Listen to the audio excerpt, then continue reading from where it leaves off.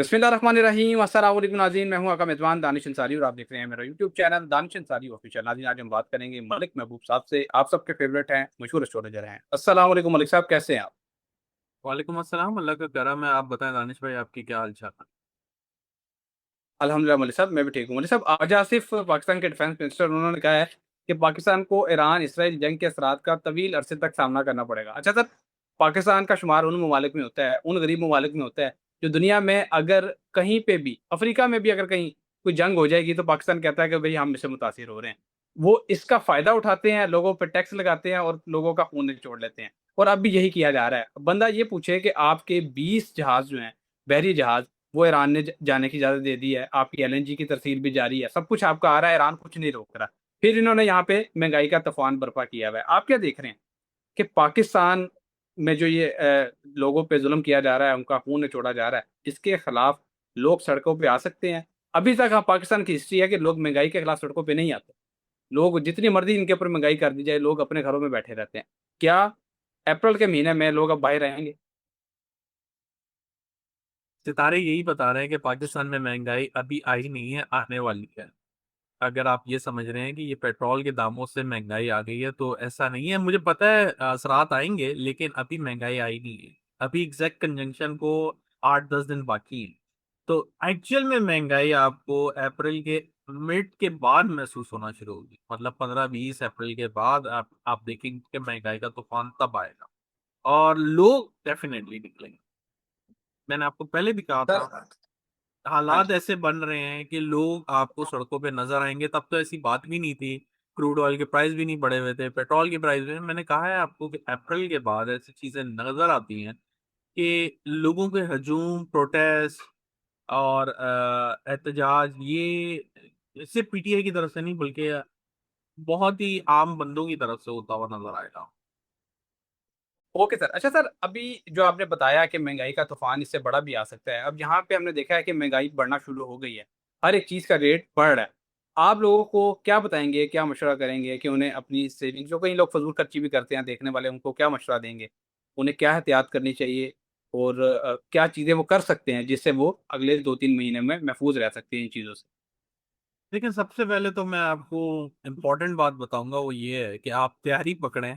अल्लाह ना करे, अल्लाह ना करे, अल्लाह सबको अपनी पनाह में रखे। ये जो बारिशों का सीजन आएगा ना, ये बड़ा खतरनाक होगा। ऐसे ऐसे मकान या ऐसी रिहायशी इलाके जो ऐसे लेवल पर हैं जहाँ बारिश होने के बाद पानी भर जाता है या घरों में दाखिल हो जाता है, तो बराए मेहरबानी आप तो अपना सिक्योरिटी मेजर्स पहले से ले लें।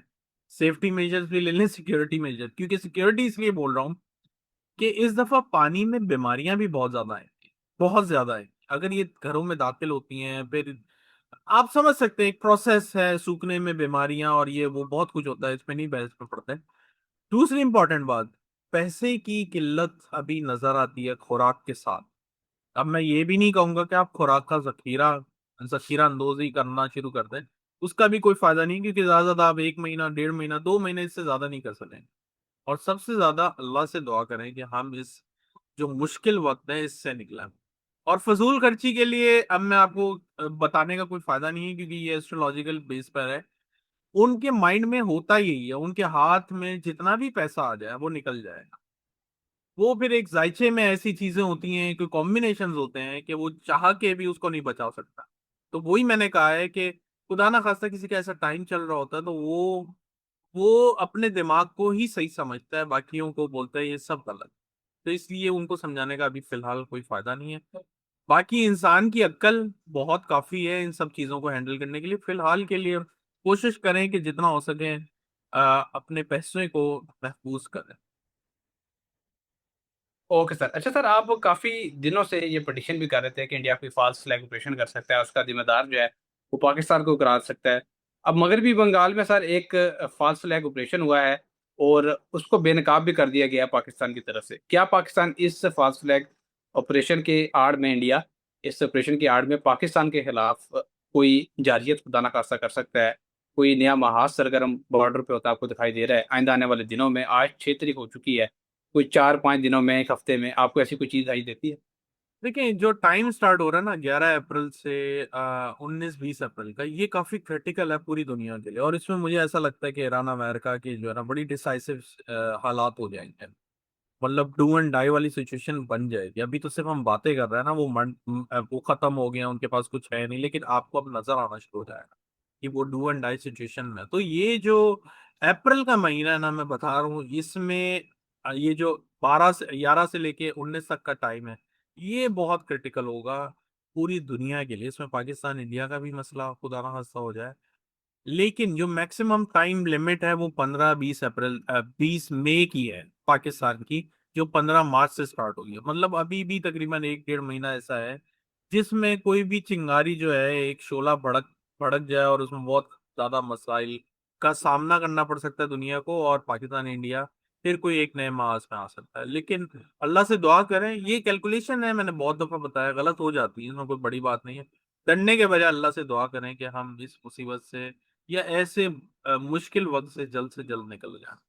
इसराइल और अमेरिका में एक नया रुझान देखने में आ रहा है, क्योंकि जाहिर है ये लोग जो हैं, ये यहाँ के इनके फौजी जो हैं, इनसे इनको बड़ा प्यार है और ये चाहते हैं कि ये लोग कम से कम मवात हो इनकी। लेकिन अब फर्स्ट टाइम देखने में आ रहा है कि अमेरिकी फौजी भी इनकी मवात भी हो रही हैं, इसराइली फौजियों की भी मवात हो रही हैं, और शायद इसी वजह से अमेरिका में भी लोग लाखों की तादाद में सड़कों पे हैं। और शायद इसी वजह से आज की जो खबर है, इसराइल में भी सैकड़ों अफराद पाबंदी के बावजूद सड़कों पर आ चुके हैं, एहतजाज कर रहे हैं कि ईरान के खिलाफ जो ये आपने जंग छेड़ी हुई है इसको खत्म करें। सर, इन दोनों ममालिक में जो ये जारियत कर रहे हैं, यहाँ आपको कोई ऐसी चीज़ दिखाई देती है कि रजीम चेंज हो जाए? क्योंकि ये कोशिश कर रहे हैं ईरान में रजीम चेंज करने की। क्या इन दोनों ममालिक में भी रजीम चेंज होता दिखाई दे रहा है आपको? अभी तो नहीं, मुझे लगता है कि सेकंड लास्ट या लास्ट क्वार्टर में ऐसे सिनेरियो बनेंगे, लेकिन अभी फिलहाल ऐसा कोई सीन नहीं नजर आता। इमीडिएट फ्यूचर में ऐसा कुछ भी नहीं है। अलबत्ता दोनों के प्रेसिडेंट या प्राइम मिनिस्टर के जो हालात हैं, इस एस्ट्रोलॉजिकली मैं ट्रम्प और नेतन्याहू की बात कर रहा हूँ, वो बहुत खतरनाक है। उसमें इनको बहुत नुकसान, शिकस्त और आवाम का इनके खिलाफ हो जाना, ये सब नजर आता। बहुत ही क्लियर है इसमें। ईरान ने आज ये कहा है कि अगर हमें जो धमकी दी जा रही है, अमेरिका ने उस धमकी पे अमल करने की कोशिश की, तो उन्होंने कहा है कि इस पूरे खित्ते को, पूरे मिडल ईस्ट को हम इसराइल और अमेरिका के लिए दोजख बना देंगे। उन्होंने दूसरी बात ये की है कि अगर अमेरिका ने हम पे कोई बड़ा हमला किया या इसकी गलती की, तो हम आलमी तवानाई और तजारत का बहाव एक ही बार से मफलूज कर सकते हैं। सर, अब ईरान ने फर्स्ट टाइम इस तरह का दावा किया है कि हम पूरी आलमी तवानाई का जो सिस्टम चल रहा है, उसका बहाव चल रहा है, उसको हम मफलूज कर सकते हैं। क्या ईरान इसका कैपेबल है? एक तो जायचा देख के बता दें। दूसरा सवाल सर, जो सबसे ज़्यादा इम्पोर्टेंट है, क्या ईरान ऐसा वाकई करने जा रहा है? इस हवाले से भी बता दें। लेकिन दानिश भाई, ईरान के साथ जो होना था ना वो हो गया है। होने से मुराद ये है कि जो उनका बुरा वक्त था वो उसमें से निकल आया है। मैंने आपको बहुत दफा बताया है, 2 अप्रैल से मार्स उस हाउस से निकल आया है। जो सडननेस का था, जो उनके लिए मुश्किल तरीन दौर था, उसमें से मार्स निकल आया, एग्जिट हो गया। और अभी मार्स 9th हाउस में है, जहां पे नेटल मार्स ईरान का है। तो मुझे ऐसा लगता है कि ये धमकी नहीं दे रहे हैं, ये वाकई करके दिखाएंगे। मैं जायचे के हिसाब से बात बता रहा हूँ, मैं फैक्ट और ग्राउंड रियलिटी की बात नहीं कर रहा हूँ। जायचे के हिसाब से ये बहुत बहुत ज्यादा इशारे मिल रहे हैं कि ये अप्रैल का महीना बहुत एक्सट्रीम लेवल पे जा सकता है, एक हद से ज्यादा और खतरनाक तरीन होने को हो जाएगा, अगर अगर खुदा ना खास्ता हम 20 तारीख से पहले इन चीजों से ना निकले तो। और मुझे ऐसा लग रहा है कि हम 20 तारीख से बाद ही निकलेंगे। तो मतलब ये है कि मार्स ने अभी कंजंक करना है सैटर्न के साथ, वो है 17, 18, 19, 20, तकरीबन करीब करीब डिग्री का। तो वहां पे मामला बहुत ज्यादा आपको संगीन दिखेंगे। दूसरी बात, मून ट्रांजिट कर रहा है स्कॉर्पियो से इस वक्त जब मैं बात कर रहा हूँ, वो एंटर हो चुका है स्कॉर्पियो में। और आप देखेंगे यहाँ से चीजें बहुत वॉलेटाइल रहेंगी। Anything could happen, anything can happen. और हो सकता है, अगर मैं गलत नहीं हूं तो कल, परसों, तरसों, ये जो 72 घंटे हैं ये बहुत ही नाजुक होंगे। और फिर अगली डेट है 11 से लेके 17 तारीख। Okay sir. अच्छा सर, अब आप आलमी मंजरनामे पे नजर भी रखते हैं और हम इतने अरसे से इंटरनेशनल सिचुएशन पे आपसे बात भी ले रहे हैं, आपसे प्रोडिक्शन भी लेते हैं। सर, अगर ईरान ये हमला कर देता है उसके कॉन्सिक्वेंसेस क्या हो सकते हैं पॉसिबली? ये हो सकते हैं कि कई मुल्कों की हुकूमतें पलट जाएं, तवानाई का बुरहान आ जाए और वहाँ पे करेंसी डिवैल्यू हो जाए, स्टॉक मार्केट जो है क्रैश कर जाए। लेकिन सर, एस्ट्रोलॉजिकली आपको ऐसी क्या चीज़ दिखाई देती है जो एक बड़ा ऐसा चीज़ हो जाए जो लोग एक्सपेक्ट ना कर रहे हों? एस्ट्रोलॉजिकली ज़ाहिर है हम कुछ ऐसी चीज़ें भी देख लेते हैं जो आम लोगों को नज़र नहीं आ रही होती। ऐसी कोई चीज़ हमें बताएँ जो खुदा ना खास्ता हो सकती है? एस्ट्रोलॉजिकली अगर आप बताऊं तो सैटर्न मार्स का कॉम्बिनेशन साल सवा साल में होता है, हर साल होता है। लेकिन इस साल जो इम्पोर्टेंट बात यह है कि हम पहले से एक्टिवेट करके आ रहे हैं राहु के साइन को।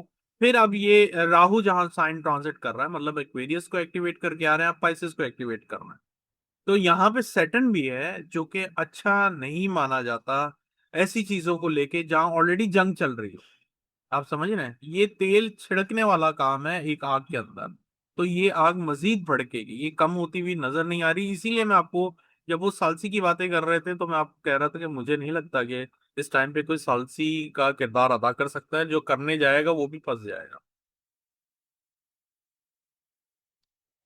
Okay sir. अच्छा सर, आप काफ़ी दिनों से ये प्रेडिक्शन दे रहे थे कि कोई एटॉमिक एलिमेंट भी दिखाई देता है, एटॉमिक प्लांट्स पे हमले हो सकते हैं। अब एक खबर सामने आई है। खबर ये है कि ईरान के बुशहर जोहरी प्लांट पर हमला कर दिया गया है बाकायदा अमेरिका की तरफ से। और इसमें 198 रूसी स्टाफ जो था, ये लोग वहाँ मौजूद थे, जिनको एवैक्यूएट कर लिया गया, बर वक्त निकाल लिया गया। लेकिन कई जो ईरानी शहरी थे जो इसमें काम कर रहे थे, उनके जाँ बहक होने की इतलात सामने आ रही हैं। लेकिन इस सारे मामले में सबसे अहम बात यह है कि ईरानी वज़ीर ख़ारजा ने ये बयान दिया। उन्होंने कहा है कि अमेरिका की तरफ से बुशहर प्लांट पे जो हमला किया गया है, उसकी ताबकारी के अखराज से ईरान समेत तमाम खलीजी ममालिक जो हैं, इस पे ज़िंदगी का खात्मा हो जाएगा। सर, इतना बड़ा बयान ज़ाहिर है कोई बंदा सोच समझ के ही देता है। आप क्या देख रहे हैं? क्या वाक़ई जो ये हमला किया गया है, इसके कॉन्सिक्वेंसेस इस कदर खतरनाक हो सकते हैं? क्या देख रहे हैं आप? देखिए, ऐसे हालात बन सकते हैं, लेकिन अभी आप कह सकते हैं कि न्यूक्लियर बॉम्ब नहीं लगता, रेडिएशन लीक होने का डर।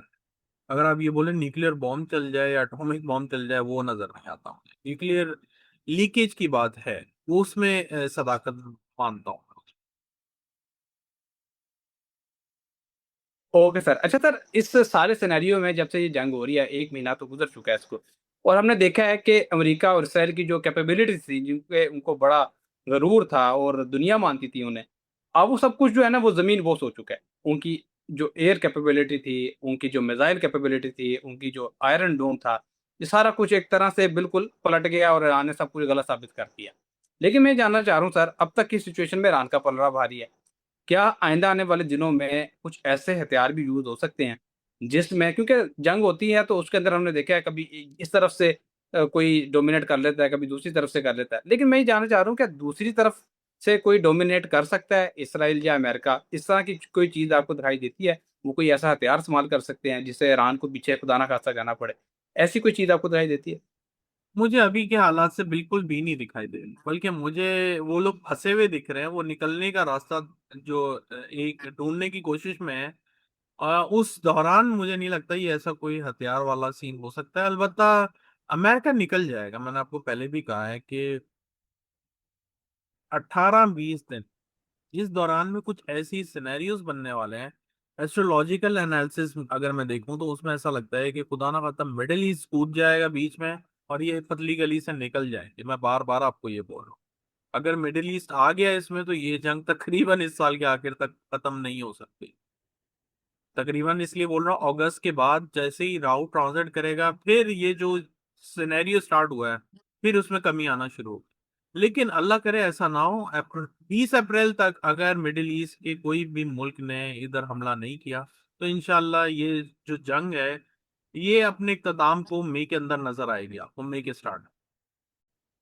इंशाल्लाह सर, दुआ यही है और प्रोग्राम का अख्ताम भी इसी दुआ के साथ करेंगे कि पाकिस्तान के लिए, दुनिया के लिए, ईरान के लिए, हमारे तमाम मुस्लिम ममालिक के लिए ये आइंदा आने वाला दिन अच्छा हो। और हमारे नाज़रीन का शुक्रिया, कमेंट्स करते हैं, फीडबैक देते हैं, अपने कमेंट्स हमारे साथ शेयर करते रहा करें। इंशाल्लाह नेक्स्ट प्रोग्राम में ऐसे ही दिलचस्प टॉपिक के साथ दोबारा पेश होंगे। अगली वीडियो तक के लिए मुझे और मलिक महबूब साहब को इजाज़त दीजिए। अल्लाह हाफ़िज़।